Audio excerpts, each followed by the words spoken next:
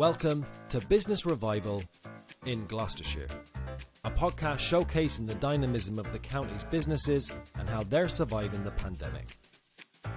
Hello, I'm Serena Gay, and it's great to have you on this latest episode of the podcast, sponsored by Made For You Podcasts, which launches and produces podcasts for businesses and organisations across Gloucestershire and further afield. Now, what do you do if you're an organisation like a charity, which depends largely on its fundraising activities to keep going? How do you manage during a pandemic lockdown to keep badly needed funds rolling in?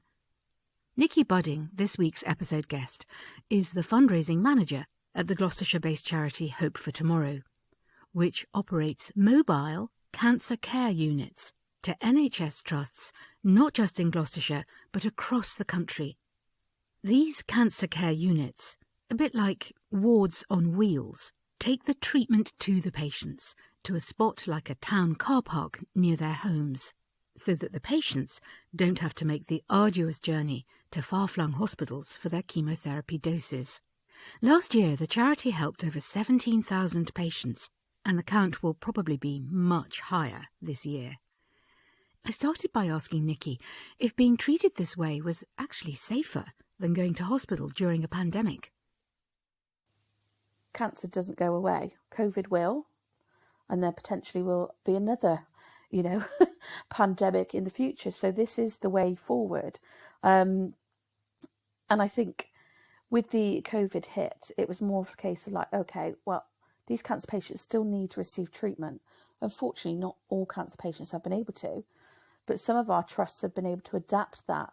They've gone out and put their units out in locations longer periods of time. Some have been out on weekends to make sure that they can cater for as many patients as possible. How then is the service normally funded? It's basically the kind supporters, so from community, corporates, events. We're very big on our events. We have some really flagship events around motorsports because of our patrons and our founders' motor racing world behind them. So we relied quite heavily on that. We also have some great grants and trusts that supply money, but we don't receive any statutory funding. And unfortunately, we didn't hit the criteria for any government funding through this crisis either. Oh my goodness! So yes, and with the event world kind of being on hold, we've had to really adapt and come up with some new ways of just trying to keep the message out there, keep our brand out there, and say we're still in operation, and it's needed now more than ever. On the 23rd of March, we went into lockdown. By the end of that week, we were contacted by probably nearly 22 other trusts that saw that actually this is what they need. All of a sudden, within those first couple of weeks, it was kind of like everybody needed this unit. They needed to get cancer treatments out of the hospital environment. We were contacted by one trust that we were able to work with, and we were able to supply them with 2 units for a short period of time. So we worked with them sort of on a 3-month scale to say, okay, is this going to work for them in that area? And then because we have reserves as well, we were able to kind of allocate another reserve as well out. So one of our trusts up in Yorkshire decided to take on 2 units because of the amount of cancer patients they still needed to make sure receive treatment. So it was a real kind of the unknown for the first few weeks of saying what was the best thing to do. And actually it was really interesting how many trusts did know about us but hadn't before, I suppose, really gone down this route to look into it further. It's a bit like Zoom, isn't it? Everyone knew about Zoom, but didn't bother to try it out, except when an emergency struck. Yeah, exactly. Totally like that. And we also had a new trust that we were going to be working with, which was supposed to launch. They were supposed to take possession of the unit in April, but of course COVID hit and they just weren't ready for that, because it's usually a 12-week period that you have to bed in. the unit, make sure the staff are okay and they're trained on using it, etc. So we kind of utilised that unit elsewhere as well, because they just weren't ready at that time. So we've really adapted the way we've been working, and also the trusts have as well. You know, they all operate completely differently. You know, some units have potentially may have stayed outside the hospital to help with bloods as well, etc., and different treatments. And then some, like I said, have been utilised even further afield and out longer hours. So we've really had to kind of look at it, and now we're coming to a stage where we know where they all are, we know what they're all operating on, and it's now starting to become more and more aware that more patients are going through the units, and probably will for the foreseeable. You know, our Dr. Sean mentioned a Gloucestershire patient that used to receive treatment in the hospital, was offered the unit to go and receive treatment on the unit since COVID, and now he doesn't want to go back into hospital. He wants to continue his treatment on the unit. So you've really stepped up the service that you've provided, unlike some charities, which I guess simply haven't been able to carry on. But how have you managed with your inability to keep raising funds? Well, it's been fun. It's been hard work. It was more about making sure that our message was out there, that we're still out there in people's mindset. We rely solely on our kind supporters, and it was just kind of making sure that that was consistent, to say we're still here. Yes, COVID has hit. It's very a difficult time for everybody, and especially cancer patients, knowing, you know, will they get their treatment? When are they going to get their treatment, etc. So for us, it was making sure that message was still out there to say we're still here. The MCCUs, mobile cancer care units, are still in operation. So that was our first step, really, to make sure that that message is constantly out there, whether it was social media or newsletters, etc. But Nikki, what about the money? I mean, were you having a reliable source of funding? No, so we have our regular givers, of course, but that wouldn't sustain what we needed.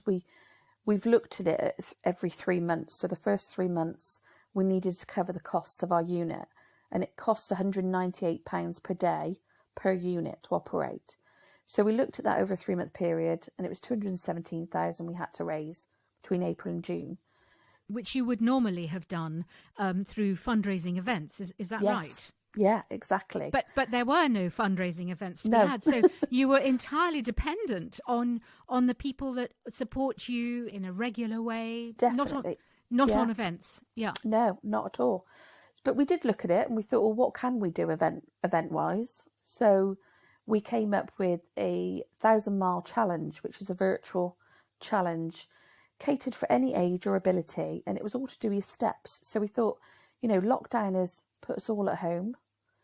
We were allowed an hour exercise. It was like, well, hang on a minute. How can we help people with their mindset as well? Not just their being active. It was more about keeping the well-being of their mind. So for us, this event was all about steps. So you could be walking around the supermarket, you could be doing your gardening, but we thought, right, let's put a whole year behind this. So it's a 12-month challenge.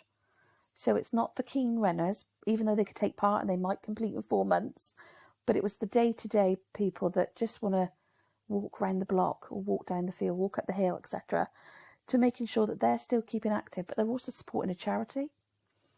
So we launched that, and it started on the 1st of July. I have about 140 people taking part at the moment, and it's so nice to see. We have, you know, a WhatsApp group with them all, and they just absolutely love it, and they're all communicating with each other. They're meeting new people, even if they're in different parts of England, because they're all communicating and showing themselves pictures of where they've walked today. Brilliant. But if I can just butt in here, this is only something that's starting now in July, isn't it? How are you keeping your funds going between lockdown, the start of lockdown in March, and where we are today? For us, it was mainly our marketing. So basically, we really ramped up our social media and actually adverts. That helped really well, because that also didn't just increase the single donations, it also increased our regular giving, which is great for us if that's an income stream that we could build on, then we know we've got that regular income coming in. So we really did a lot with that, but also looking at how we communicate with our current supporters. So it was a case of picking up the phone and speaking to them, emailing them, sending them a lovely newsletter, telling them what we're up to, and how are they, and touching base with our patients as well. So it was constantly communication was going on a daily basis. And that's just how we've managed. Yeah. You mentioned government help schemes. Did you get any help from government help schemes? No, not at all. Unfortunately, we didn't fit within the remit of any of those emergency help schemes, apart from the furlough scheme for our staff. We didn't fit any criteria for that. We were very lucky where there were a few grants and trusts groups that were emergency funding, so we were able to obtain some of the funding from them, which has been brilliant for us, to be fair. That's really helped us along the way. I'm still continuing to do that. My colleague will constantly be looking at new grants and trusts that are available. Oh, that's fantastic, because that means then you've managed to, in a very versatile way, you've managed to fix it on the money front. But did you actually have to furlough staff? We furloughed a couple of staff and we're gradually bringing them back, but it's something we have to look at week by week. So yeah, we're now into our second quarter since COVID at how we operate, and it's with people going back to work and businesses now back open. We're now doing a lot more presentations with corporates and working with them to say how they benefit as well by supporting a charity. And it is to do with their brand and all their marketing and keeping their message alive as well, and how good it is to be supporting a charity, especially through this current pandemic. But also with the Lion and Rotary groups, they're all back in operation.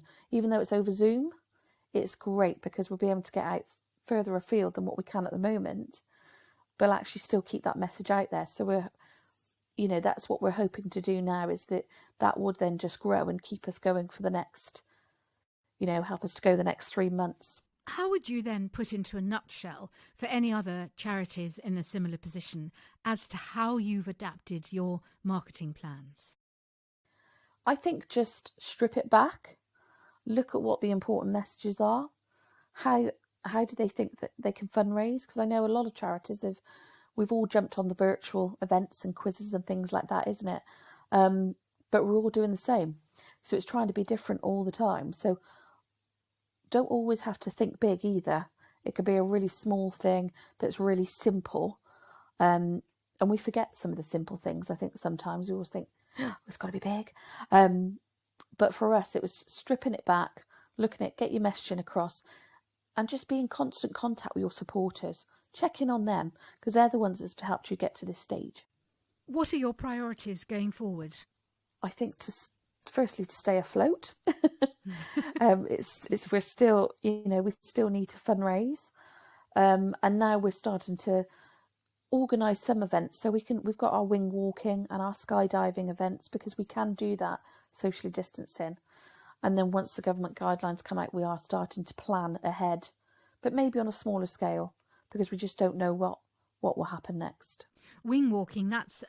standing on the front of a plane. Are you not up for that, Serena? Maybe a fire walk then. Maybe a fire walk. No, it's fantastic. Is it? I would highly recommend it to be on your bucket list to do a fire walk. I think I'd just rather go on holiday to New Zealand. I mean, that's what's on my bucket list. Fair enough. Now, is there any aspect of all this experience, Nikki, that you feel actually quite pleased about in the way you've adapted and responded, that you would like to pass on to other charities struggling to raise funds or just to keep their service going?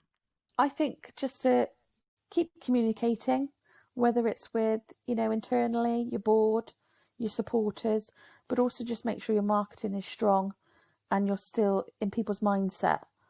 I think from our corporates that we work with and we've got great partnerships with, we've just launched a beer called Hops for Tomorrow. And, that the brewery we work with, Hillside Brewery, they just said it's just so nice to have a charity that it's a two-way. We had such a year of, because we're their charity partner, we had a year planned of events, but of course that hasn't happened. So we thought, well, let's get the beer launched And people love it. People absolutely love it. Hops for tomorrow. Who knew? It's all, again, it comes back to the marketing. So it's building those partnerships and those relationships. Building those relationships and keeping in touch with your supporters. Those are just two of the tips that Nikki Budding, Fundraising Manager for Hope for Tomorrow, has for charities currently struggling to raise funds.